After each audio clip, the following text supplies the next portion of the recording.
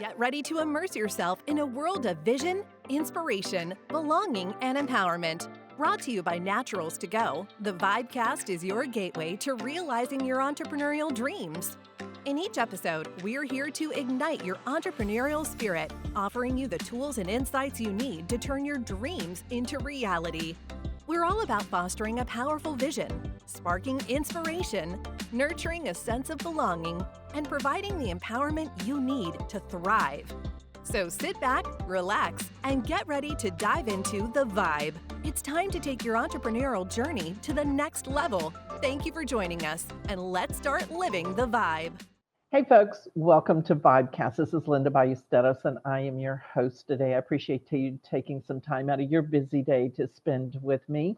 And we're going to be talking about a subject today that I think you're going to find very interesting. Whether you're in franchising or not, I think you're going to find this really interesting. I read an article, and it's on business growth. I read an article, and the title of the article was Growth Strategies for Small Businesses. One of the growth strategies I thought was really critical, and it's scalable operations. Ensure your business operations can scale efficiently as you grow. This includes the right infrastructure, technology, and processes in place that support increased demand. I don't think a lot of people think about having all of that in place when they want to grow. They just say, I want to grow my business, but they forget that infrastructure has to be there. And that's one of the things we're going to talk about today with my guest, Dan Luther. Dan actually, like myself, spent 30 plus years in corporate America when he decided that he wanted to start his entrepreneurial journey, like many of us do, and become a franchise consultant. When Dan and his husband Joe started looking at concepts that could create a stable baseline income, they were drawn to Naturals to Go. So that's another thing we're going to be talking about today, is to make sure that when you're growing, you still do have that stable income. You know, we've all got the bills that need to be paid. So Dan, thanks so much for joining us today on VIBEcast, and I'm really looking forward to hearing more about your story. Thank you, Linda. It's a pleasure to be here. Thank you for inviting me. Of course. So you said that you spent 30 plus years in corporate America. Dan, I have been there. And I tell people that last year that I was in corporate America, corporate banking, I thought I was sitting in somebody else's chair. So tell me a little bit about your background and why did you decide to take that leap? Yeah. So when I was growing up, I had an entrepreneurial person sort of in my family, and they weren't particularly good at it. They weren't like disciplined and focused. But that sort of like planted the seed a little bit. And then shortly after college, my best friend started a franchise. And I helped him get it up and running, went to training with him, helped him get his retail store set up. And that sort of like planted the franchise seed in my head. We came from very different backgrounds. I didn't have the access to capital that he did. I went to the corporate world, did start off in accounting, then sort of moved to doing finance systems, and then eventually became a program manager. You know, and program management's about getting parties together, making sure communication is happening, solving problems as they arise, things like that. And, you know, after 30 years of doing this corporate stuff, you know, I felt like it was just soul sucking, honestly. I just felt like I couldn't do it anymore. Yeah. So I reached out to my friend who's a franchise consultant like I am now, and said, help me find a franchise. Help me find something that I can start. Nothing was kind of hitting the mark for me. And then he asked if I'd want to do what he does. So I'm like, well, let's talk about that. I don't know what that means. and decided that, franchise consulting is really about connecting people that are looking to start a business with something that's already existing and proven, so that you're not starting from scratch, right? That's the big benefit of franchising.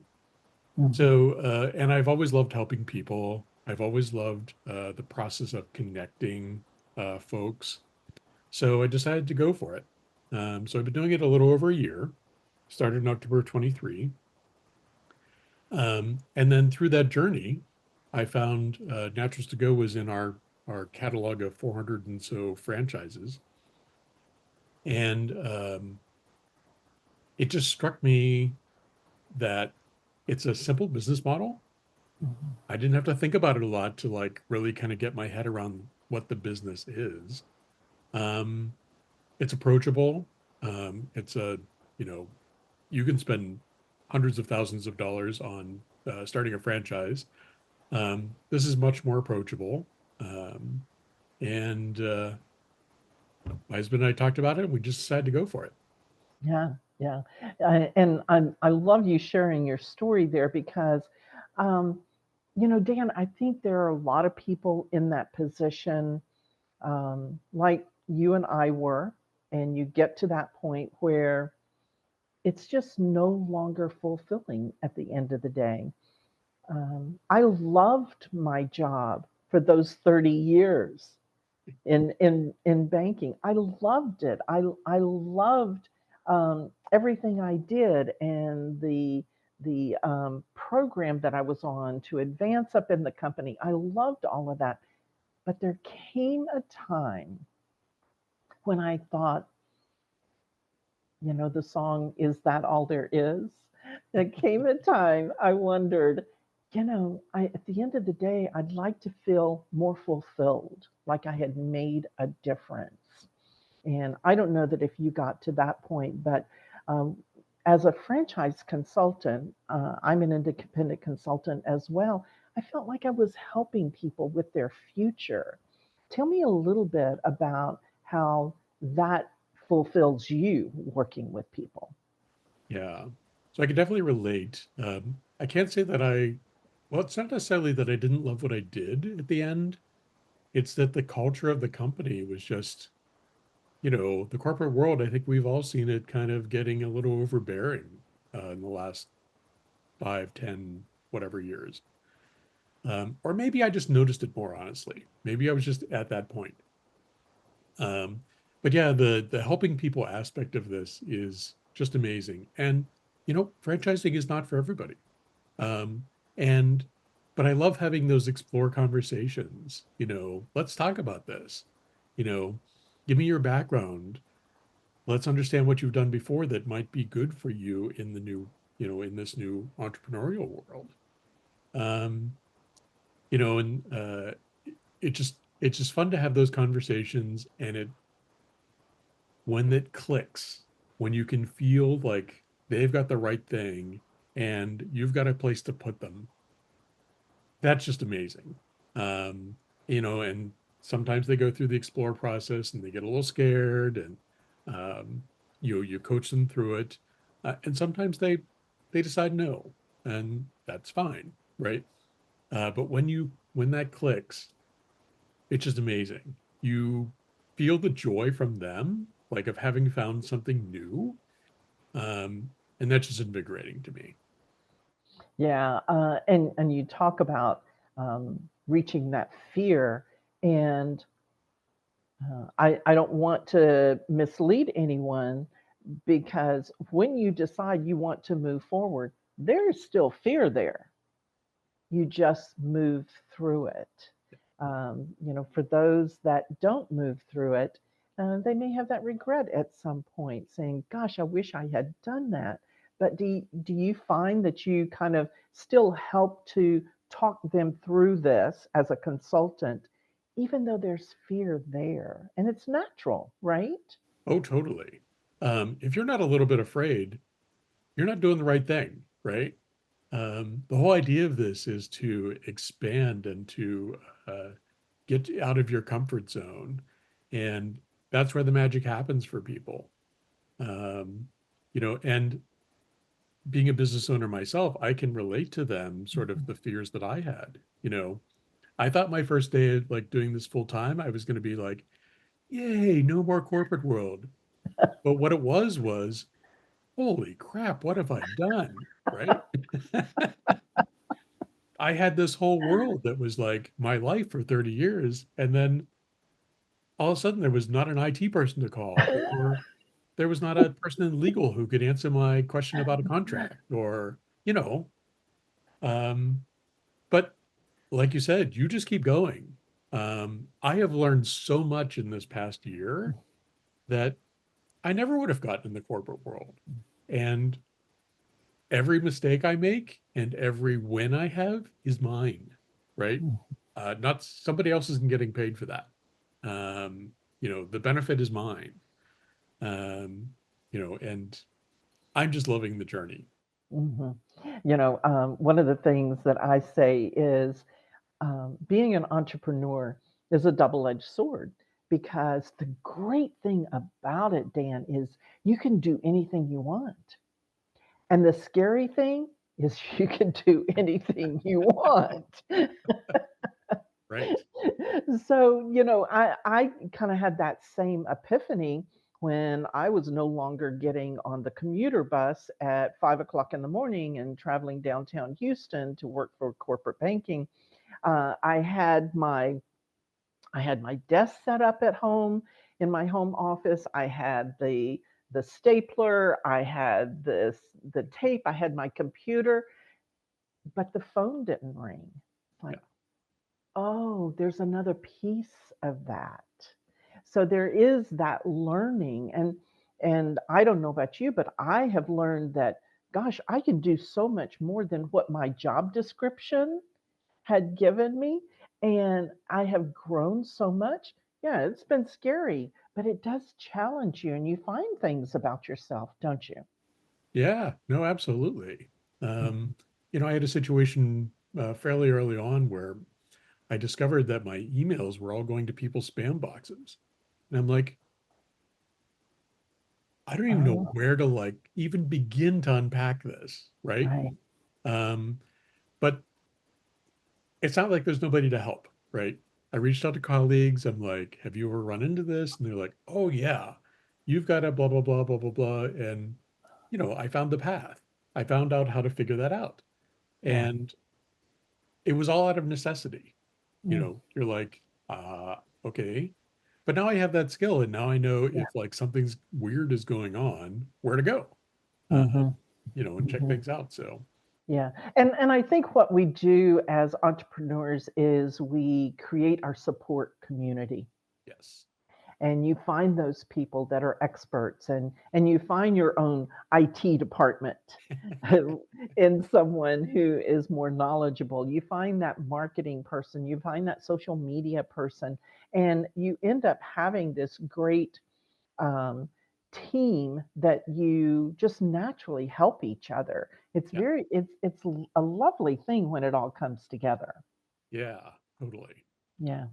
So tell me a little bit then about your journey with Naturals to Go. So you're a franchise consultant and you're thinking, how do I find that baseline of income? And you were drawn to Naturals to Go. Tell me a little Yeah, about that journey. yeah. So as you know, this role that we're in, this franchise consulting, there's no guaranteed income at any point in time, right? We get paid when we connect somebody with the franchise and they sign the deal, um, which is great and lovely, but you don't know when that's coming. Um, my husband is in software development, and if you've even opened the newspaper recently, you know that the whole IT tech area is just it's volatile. People are Hmm. still getting laid off all the time. Hmm. AI is becoming a bigger thing and Sure. replacing jobs.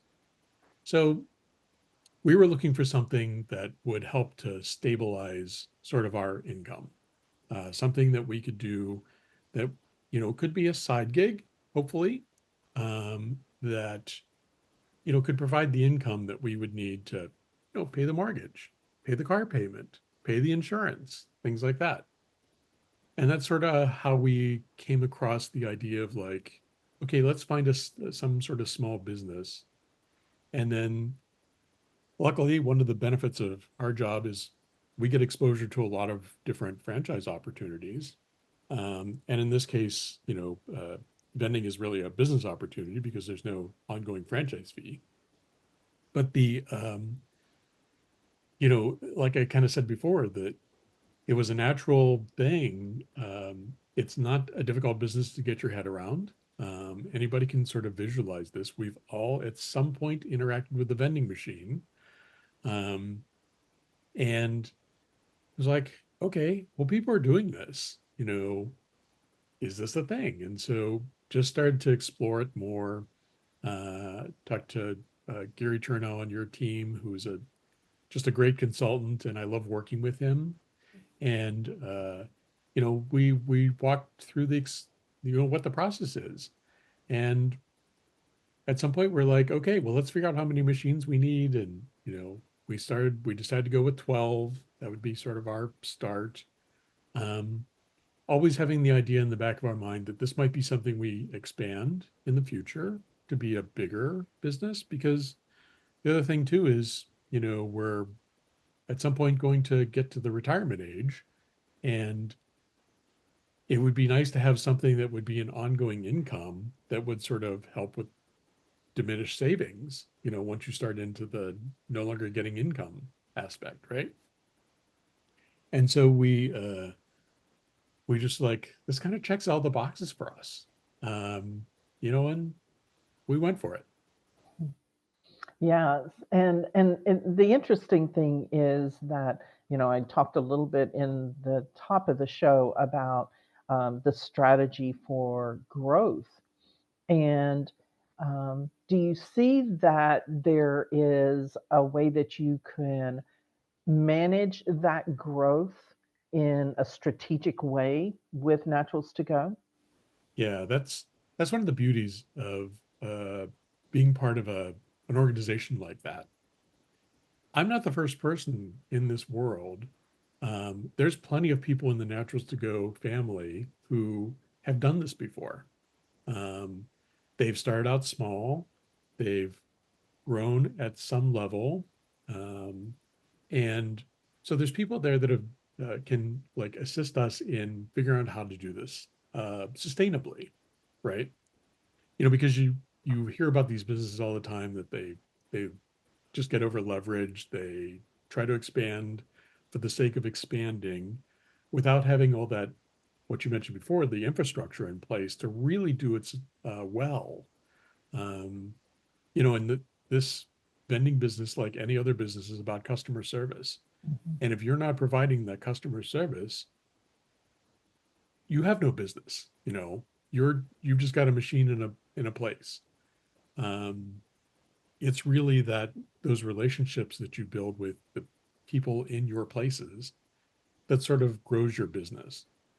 And they'll help you expand too.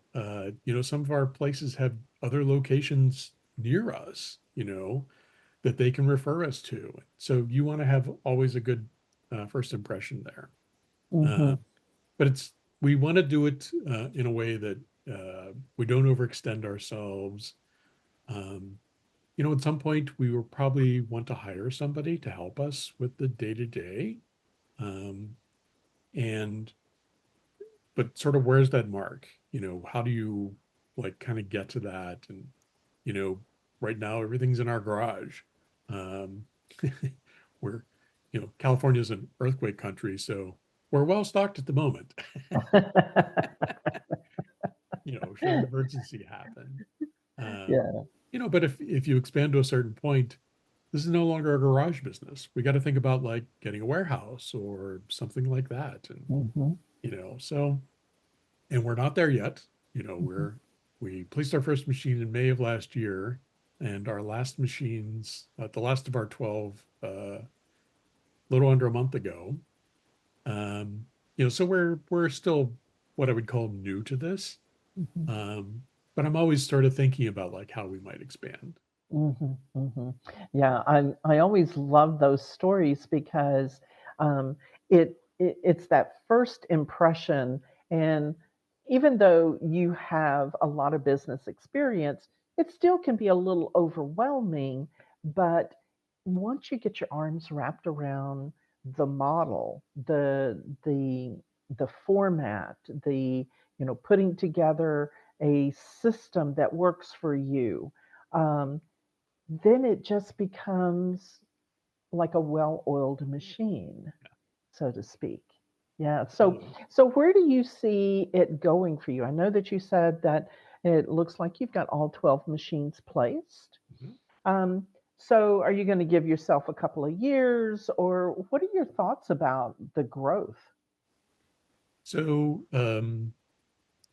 I don't think it'll be a couple of years. I suspect that sometime next year, probably even, we'll start to look at expanding. Hmm. Um, what form that takes, I'm not quite sure yet. As Naturals also has, beyond the normal snack and beverage vending and the foods vending, coffee is an option, coffee services, things like that, Hmm. which is also a different way that you might expand. Um, they also have these marketplace setups where you can do like a really kind of full scale, marketplace type thing, like a mini grocery store almost. Um, maybe that's an option. Uh, so the thing right now is we're still kind of getting our feet wet with what we've got. We want to make sure we've got a good process around that. Um, and then, you know, we just have to sort of decide like what the future looks like for us, whether we want to, continue to expand with vending machines as we have now, or if we want to start to branch out into some of these other things that are, also viable and could be fun. And that type of growth may be dictated by your clients, your Totally. customers. Yeah, You may have absolutely. a customer that says, I love your vending machines and I love your service, but shoot, I wish we had some great coffee. Yeah, So that kind of absolutely. opens the door for other things. And maybe it's an ice machine, whatever it is, you want to be Yeah, able to help them. right. Yeah, that's awesome. That is awesome. Well, Dan, let me ask you this. If somebody's listening and they have thought about maybe getting out of corporate, Hmm. like you and I did, um, what advice would you have for them? Um, my biggest advice, I think, would be to explore that. Don't just say, I wish, Mm, or, um, maybe someday. Explore it now. And maybe it's not right for you right now. Maybe it's not right for you 6 months from now.